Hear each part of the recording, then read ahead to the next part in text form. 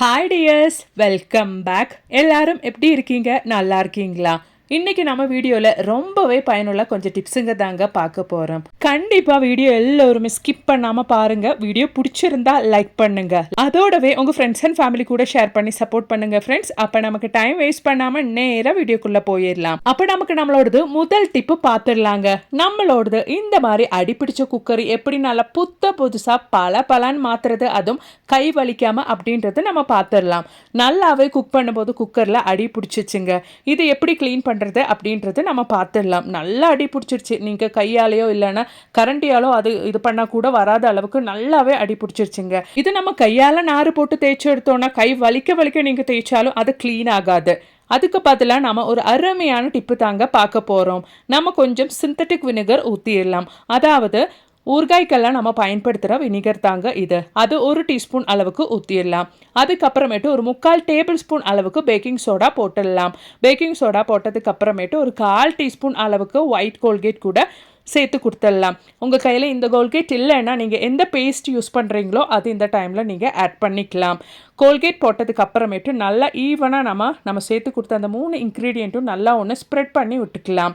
வினிகரும் அது மாதிரி Colgate packing சோடெல்லாம் நல்லா அந்த அடி பிடிச்ச பகுதியில் ஸ்ப்ரெட் ஆகிற மாதிரி இந்த மாதிரி நல்லா ஒன்று ஸ்ப்ரெட் பண்ணி விட்டுக்கோங்க. அதுக்கப்புறமேட்டு கொஞ்சம் தண்ணி ஊற்றிக்கலாம். அதாவது அடி பிடிச்ச அந்த ஒரு பகுதி நல்லா மூழ்கத்தக்க விதத்தில் நீங்கள் தண்ணி ஊற்றிக்கோங்க. கொஞ்சம் எக்ஸ்ட்ராவே தண்ணி ஊற்றிக்கோங்க. உங்களுக்கு நல்லாவே ரிசல்ட் கிடைக்கும். கை வலிக்காமல் இந்த மாதிரி அடி பிடிச்ச குக்கர் நல்லா பலான்னு புதுசாக மாற்றிடலாம். அவ்வளோதான், தண்ணி ஊற்றியாச்சு. இனி நாம் இது அடுப்பில் வச்சு நல்லா ஒன்று கொதிக்க வச்சிடலாங்க. பாருங்க, அடுப்பில் வச்சு நல்லா கொதி வர ஸ்டேஜும் வந்தாச்சு. இந்த டைமில் இந்த மாதிரி கொதி வரும்போது நீங்கள் ஒரு 5 நிமிஷம் டைமுக்கு லோ ஃப்ளேமில் வச்சுக்கோங்க. அப்போ நல்லபடியாக அந்த அடி பிடிச்சதெல்லாம் உங்களுக்கு அந்த ஒரு நுரையிலே தெரியும். நல்லாவே மேலே வருதுங்க. எவ்வளோ அடி பிடிச்ச பாத்திரமாக இருந்தாலும் ரொம்ப சுலபமாக கை வலிக்காமலே நீங்கள் ஈஸியாக அதெல்லாம் இந்த மாதிரி க்ளீன் பண்ணி எடுத்துடலாம். இப்போ 5 நிமிஷம் ஆயிடுச்சுங்க. நம்ம ஃப்ளேம் ஆஃப் பண்ணிடலாம். ஃப்ளேம் ஆஃப் பண்ணதுக்கு அப்புறமேட்டு அந்த தண்ணி நல்லா ஆறுனதுக்கு அப்புறமேட்டு நீங்கள் பார்த்தாலே உங்களுக்கு அந்த தண்ணியோட கலரை நல்லா சேஞ்ச் ஆகிருக்கும். அதாவது அந்த அடியில் பிடிச்சதெல்லாம் நல்லா அந்த தண்ணியோட கலந்து வந்திருக்குங்க. அந்த கொதிக்கிற டைமில் ரொம்பவே ஈஸியாக கை வலிக்காமல் எவ்வளோ அடியில் பிடிச்சிருந்துச்சோ நீங்களே பார்த்துருப்பீங்க. ஈஸியாக அதெல்லாம் இலகி வந்துருச்சுங்க. இப்போ நம்ம இந்த ஒரு தண்ணியை சிந்திட்டு அதுக்கப்புறமேட்டு அதில் நம்ம ஒரு கைப்பிடி அளவுக்கு கல்லுப்பு போட்டுக்கலாங்க. கல்லுப்பு போட்டதுக்கு அப்புறமேட்டு நம்ம ஒரு ஸ்க்ரப்பர் எடுத்து நல்லா ஒன்று ஸ்க்ரப் பண்ணி எடுத்துக்கலாம். அதில் கொஞ்சம் டிஷ் வாஷ் ஊற்றிட்டு நம்ம ஸ்க்ரப் பண்ணி எடுத்துக்கலாம். டிஷ் வாஷ் உங்ககிட்ட இல்லை அப்படின்னா நீங்கள் பாத்திரம் கழுவுற சோப்பு கூட பயன்படுத்திக்கலாம். ஜஸ்ட்டு ஈஸியாக நீங்கள் ஸ்க்ரப் பண்ணும் போதே அந்த அடி பிடிச்சதெல்லாம் நல்லா க்ளீனாக வந்துடுங்க. அவ்வளோதாங்க, நல்லா தேய்ச்சி எடுத்தாச்சு. இனி நாம் நல்ல தண்ணியில் ஒன்று வாஷ் பண்ணிட்டு கூட வந்துடலாம். அது தேய்ச்சி எடுக்கும் போதே அந்த அடியில் குக்கரோட அடி பாருங்கள் நல்லா புதுசாகவே மாறிடுச்சு. இனி நாம் ஒன்று வாஷ் பண்ணி எடுத்துகிட்டு உங்களுக்கு காமிக்கிறேங்க. பாருங்கள் எவ்வளோ க்ளீனாக பலான புதுசாக என்னோடது குக்கர் மாறிடுச்சுன்னு. இதுக்கு முன்னாடி அந்த ஒரு குக்கர் எப்படி இருந்துச்சுன்னு லைவாகவே உங்களுக்கு பார்க்கலாம். கண்டிப்பாக இந்த ஒரு டிப்பு உங்களுக்கு பிடிச்சிருந்தா லைக் பண்ணுங்க ஃப்ரெண்ட்ஸ். அது மாதிரி உங்கள் ஃப்ரெண்ட்ஸ் அண்ட் ஃபேமிலி கூட ஷேர் பண்ணி சப்போர்ட் பண்ணுங்க. அப்போ நீ நமக்கு நம்மளோடது அடுத்த டிப் ஒன்று பார்த்துடலாங்க. அதுக்காக வேண்டிட்டு ஒரு பல் அளவுக்கு பூண்டு தான் எடுத்திருக்கேன். கொஞ்சம் பெரிய பல் பூண்டு தான். அது நல்லா இடிச்சதுக்கு அப்புறமேட்டு நமக்கு இந்த மாதிரி ஒரு விளக்கு தான் தேவை. அந்த விளக்கில் நம்ம இடித்து அந்த ஒரு பூண்டு நாம் இந்த மாதிரி வச்சுக்கலாம். அதுக்கப்புறமேட்டு ஒரு கற்பூரம் எடுத்து அதுவும் நல்லா பொடிச்சு அந்த ஒரு பூண்டு கூட நம்ம சேர்த்து கொடுத்துடலாங்க. அதுக்கப்புறமேட்டு நமக்கு தேவையானது கோகனட் ஆயில் தான், தேங்காய் எண்ணெய். அது 1 டீஸ்பூன் அளவுக்கு நம்ம சேர்த்து கொடுத்துடலாம். அதுக்கப்புறமேட்டு ஒரு 1 hour டைமுக்கு அந்த பூண்டும் கற்பூரம் அந்த ஒரு தேங்காய் எண்ணெயில் நல்லா ஊறுற அளவுக்கு நம்ம வச்சிடலாம். அதுக்கப்புறமேட்டு தான் திரி போட்டு நம்ம அந்த ஒரு விளக்கு பற்ற வைக்கணும். ரொம்பவே நல்ல ஒரு ஸ்மெல்லு இருக்குங்க. ஈவினிங் டைமில் இந்த மாதிரி ஒரு விளக்கு நம்ம வீட்டில் பற்ற வச்சிட்டோம்னா நல்ல ஒரு பாசிட்டிவிட்டி கூட. அது மட்டும் இல்லை, இந்த மாதிரி ஒரு விளக்கு நம்ம பற்ற வச்சிட்டோம்னா நம்ம வீட்டில் கொசு தொல்லை, பொடிங்க தொல்லை எதுவுமே இருக்காது. நிறைய நோயெல்லாம் இப்போ ஸ்ப்ரெட் ஆகிற டைமில் சாயந்தர டைமில் இந்த மாதிரி ஒரு விளக்கு நீங்கள் பற்ற வச்சிட்டிங்கன்னா அந்த ஒரு விளக்குல இருந்து வர ஸ்மெல்லுக்கு நம்ம வீட்டில் கொசு தொல்லை அது மட்டுமே இல்லைங்க, ஈ தொல்லை, கரப்பான் தொல்லை எதுவுமே இருக்காது. கண்டிப்பா ட்ரை பண்ணி பாருங்க ஃப்ரெண்ட்ஸ். பிடிச்சிருந்தா மறக்காம ஒன்று லைக் பண்ணுங்க. அப்ப நீ நமக்கு நம்மளோடது அடுத்த டிப் ஒன்று பார்த்துடலாம். நம்ம வீட்டில் எலி தொல்லை, பெருச்சாய் தொல்லை அது மட்டுமே இல்லைங்க, பல்லி தொல்லை, கரப்பான் தொல்லை எல்லாம் இருந்துச்சுன்னா இந்த ஒரு டிப்பு நீங்கள் ட்ரை பண்ணி பாருங்க. 100% உங்களுக்கு ரிசல்ட் கிடைக்குங்க. அப்போ நாம் அதை எப்படி செய்கிறோம் அப்படின்றத பார்த்துடலாம். அதுக்காக வேண்டிட்டு ஒரு கிளாஸில் பெரிய கிளாஸ் அளவுக்கு தண்ணி நான் எடுத்திருக்கேன். அதில் நம்ம கட் பண்ணி வச்சுருக்கிற புகையில ஒரு 4 பீஸு நம்ம போட்டு விட்டுக்கலாம். நம்ம போட்டு விட்ட இந்த புகையில சேர்த்து நல்லா நம்ம ஒன்று கொதிக்க வச்சிடலாங்க. கொதிக்க வைக்கும்போது புகையிலையோட அந்த ஒரு ஸ்மெல்லு வர்றது நிறைய பேருக்கு பிடிக்காது. அந்த மாதிரி இருக்கிற பட்சத்தில் நம்ம சும்மா தூக்கி போடுற ஒரு லெமனோட தோல் நம்ம கையில் இருந்துச்சுன்னா அது கூட நம்ம கட் பண்ணி இந்த ஒரு தண்ணியில் சேர்த்து கொதிக்க வச்சிடலாம். நம்ம சேர்த்து கொடுக்குற அந்த ஒரு புகையில அது மாதிரி லெமன் தோலும் சேர்த்து நல்லா கொதிக்க வைக்கும்போது நல்ல ஒரு ஸ்மெல்லும் இருக்குங்க. அந்த லெமனோட ஸ்மெல்லும் சேரும்போது ரொம்பவே நல்ல ஒரு ரிசல்ட்டும் நமக்கு கிடைக்கும். பாருங்க, அவ்வளோதான். நல்லா கொதி வர ஆரம்பிச்சிச்சு. அந்த தண்ணியோட கலரும் சேஞ்ச் ஆகுதுங்க. அதோடவே அந்த லெமனோட ஸ்மெல்லும் நல்லபடியாக வருது. அவ்வளோதான், நம்மளோட சொல்யூஷன் இங்கே ரெடி ஆயிருச்சு. இதுக்கப்புறமேட்டு கொஞ்சம் ஆறுனதுக்கு அப்புறமேட்டு நம்ம இந்த ஒரு சொல்யூஷன் பயன்படுத்திக்கலாம்.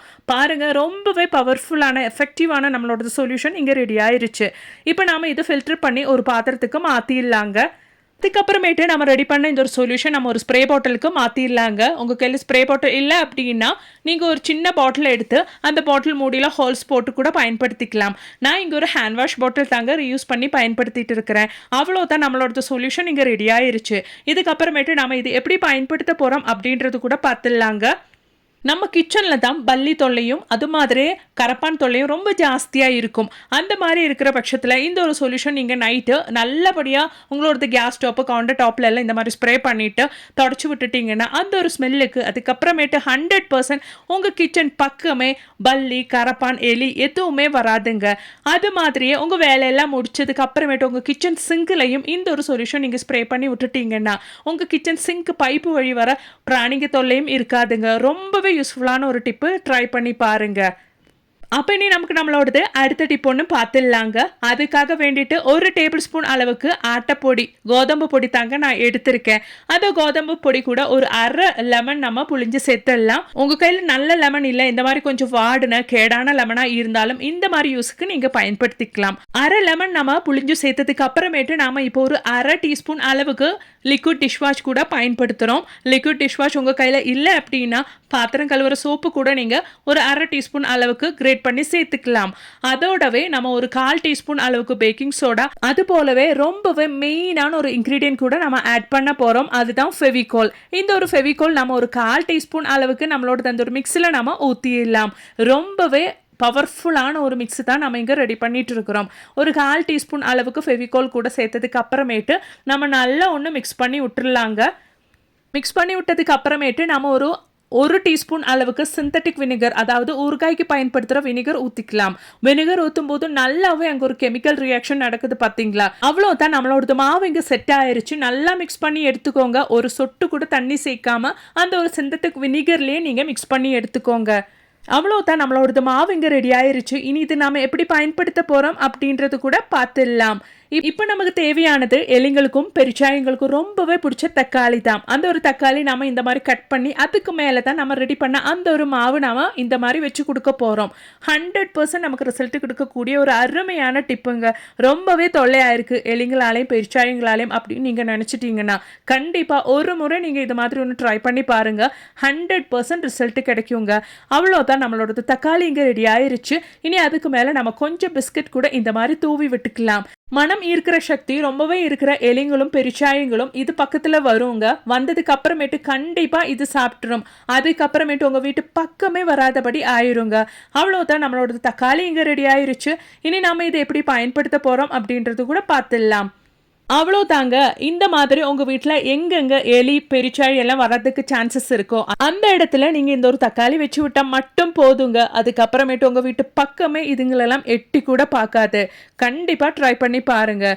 இன்றைக்கி நான் வீடியோவில் ஆட் பண்ண எல்லா டிப்ஸும் உங்களுக்கு ரொம்பவே பயனுள்ளதாக இருந்திருக்குன்னு நான் நினைக்கிறேன். வீடியோ பிடிச்சிருந்தா மறக்காமல் ஒன்று லைக் பண்ணுங்கள். அது மாதிரி உங்கள் ஃப்ரெண்ட்ஸ் அண்ட் ஃபேமிலி கூட ஷேர் பண்ணி சப்போர்ட் பண்ணுங்கள் ஃப்ரெண்ட்ஸ். தேங்க்ஸ் ஃபார் வாட்சிங்.